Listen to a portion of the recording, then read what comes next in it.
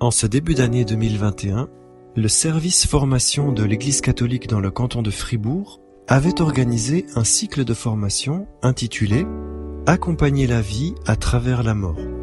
Mais en raison du contexte sanitaire, les 3 soirées ont été reportées à janvier 2022. Les intervenants annoncés vous y retrouveront avec joie. Et dès aujourd'hui, pour vous accompagner jusqu'à l'an prochain, ils vous proposent une série de 3 brèves vidéos pour revenir aux sources de l'espérance chrétienne et soutenir l'accompagnement des personnes endeuillées. Dans cette première vidéo, le frère dominicain Pierre de Marolles et Barbara Français relisent avec nous quelques textes bibliques pour que résonne la parole de Dieu, parole de vie face à la mort. La crise sanitaire que nous traversons n'ayant pas permis cette année de donner le cours pour les personnes accompagnant les funérailles, nous avons pensé vous offrir cette courte vidéo. Barbara Français et moi-même, le frère Pierre de Marolles, nous allons vous présenter 4 textes, 2 de l'Ancien, 2 du Nouveau Testament, qui sont des textes proposés pour les funérailles. En parcourant ces textes, nous redécouvrirons la profondeur et la consolation que nous pouvons trouver dans la révélation biblique, notre foi en la résurrection. Commençons tout de suite avec le livre de Jonas. De l'histoire de Jonas, l'image la plus présente dans les mémoires est probablement celle de la baleine avalant le prophète et le recrachant sur la terre ferme au bout de 3 jours. Dans ce petit livre plein d'ironie ressemblant à un conte, Dieu envoie Jonas réveiller la conscience des Ninivites qui font le mal. Cependant, celui-ci résiste et s'enfuit loin de la face du Seigneur. Une tempête se lève et Jonas, arraché à son sommeil par les marins, propose qu'on le jette à l'eau car, dit-il, je le sais, c'est à cause de moi que cette violente tempête vous assaille. Et l'histoire pourrait s'arrêter là, avec la mort de Jonas. Mais Dieu ne veut pas que son prophète disparaisse dans les flots. Il envoie un gros poisson pour l'engloutir. Du ventre du poisson, Jonas adresse au Seigneur une prière. Des profondeurs des eaux, comparées au Sheol, c'est-à-dire au séjour des morts, Jonas se tourne vers Dieu et lui exprime sa détresse.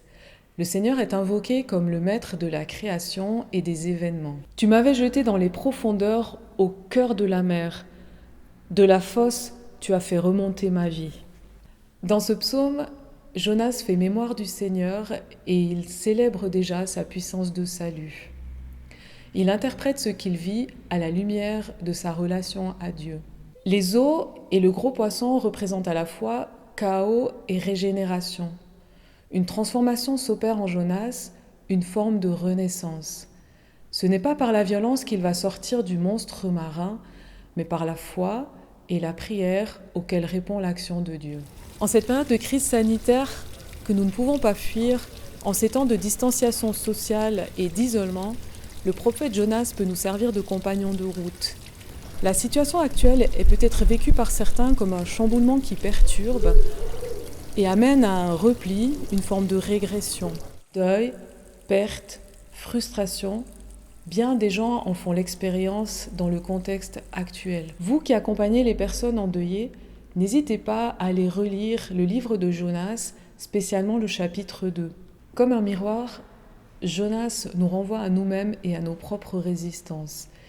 Dans cette histoire, les éléments naturels sont convoqués pour susciter une réflexion, un cheminement intérieur. La prière du prophète, au cœur d'une expérience de mort symbolique, exprime la confiance et rappelle aux croyants l'importance de garder le contact avec Dieu en toutes circonstances.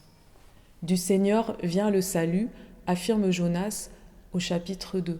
Celui qui a expérimenté la puissance vitale de Dieu dans son existence porte la responsabilité d'en témoigner, quelles que soient ses limites et son caractère.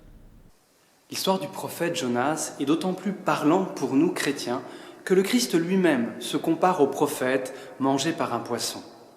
En effet, un jour que les pharisiens viennent lui demander un signe pour prouver qu'il est bien le Messie, l'envoyé de Dieu, Jésus leur répond qu'ils n'auront d'autre signe que celui du prophète Jonas. Dans l'évangile de Matthieu, Jésus précise ce qu'il entend par là. De même que le prophète a passé 3 jours et 3 nuits dans le ventre du monstre marin, de même le Fils de l'homme doit-il passer 3 jours et 3 nuits au cœur de la terre. Jésus voit dans l'histoire du prophète Jonas une annonce de sa propre mort et résurrection. Bien que le tout soit dit sur un ton très polémique, Jésus donne même les habitants de Ninive comme exemple, lorsqu'il dit « Ils se sont convertis à la prédication de Jonas, et il y a ici bien plus que Jonas. » Ce parallèle reste tout à fait valable pour nous aujourd'hui.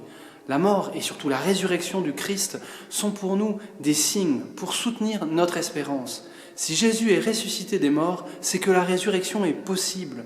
La résurrection de Jésus est la preuve que la mort n'aura pas le dernier mot. Bien sûr, un signe, c'est fragile, comme un perce-neige qui annonce le printemps alors que l'hiver est encore là. Alors comme les habitants de Ninive, il nous faut nous tourner vers le Seigneur avec un cœur plein de confiance pour entrer dans ces bonnes nouvelles. Ce qui s'est accompli en Jésus pourra aussi s'accomplir en nous et en nos proches défunts. Le 7 avril de l'an 30, la mort de Jésus sur une croix semblait mettre un terme tragique à ses 3 années de ministère. 3 ans au cours desquels il était passé partout en faisant le bien. Une fois de plus, la mort semblait venir briser tout projet. Cependant, le retournement qui s'est opéré dans l'attitude des disciples manifeste une nouveauté radicale. D'abord craintifs et craignants pour leur propre vie, les voici partis sur les routes annoncer que le crucifié est ressuscité. Paul, après avoir reçu la révélation que Jésus est le Fils de Dieu, le vivant, devient son disciple et porte la bonne nouvelle aux nations. Dans sa première lettre aux Thessaloniciens, le premier écrit du Nouveau Testament que nous possédons, il envisage même le retour du Christ comme imminent et cette perspective donne sens à l'aujourd'hui. La foi en Jésus, mort et ressuscité et qui reviendra dans sa gloire, est source d'espérance. Il ne faut pas que vous vous désoliez, que vous soyez chagrinés comme les autres qui n'ont pas d'espérance, exhorte Paul au chapitre 4 de cette lettre. Ce qui doit advenir, c'est la rencontre du Seigneur avec qui nous serons toujours. Baptisés dans la mort du Christ, nous ressusciterons avec lui. Voilà notre espérance et ce qui nous permet de nous réconforter les uns les autres. La mort n'a pas disparu de notre monde avec la venue du Christ, mais sa résurrection rejoint notre désir le plus profond, désir d'une plénitude de vie, désir de communion avec ceux que nous aimons. À la suite de Paul et des chrétiens tout au long des siècles, témoignons de cette espérance. Laissons cette petite flamme briller au cœur des nuits que nous traversons, que notre monde traverse. C'est un chemin pascal vers l'aube du 8e jour. Cette espérance en la résurrection n'était déjà pas évidente au temps de Jésus. Pensez par exemple à ces Juifs du parti des Sadducéens qui ne croyaient pas en la résurrection. Pourtant, quelques décennies avant la naissance de Jésus, l'auteur anonyme du livre de la sagesse, mis sous le patronage du roi Salomon, écrivait « Dieu n'a pas créé la mort, il ne se réjouit pas de la mort des êtres vivants. » Ce sage d'Israël avait bien saisi un paradoxe. Comment ce Dieu qui nous donne la vie peut-il nous laisser mourir? Et il crie sa conviction. La vie des justes est dans la main de Dieu, aucun tourment n'a de prise sur eux. Aux yeux de l'insensé, ils avaient paru mourir. Leur départ semblait un malheur, leur éloignement une fin, mais ils sont dans la paix.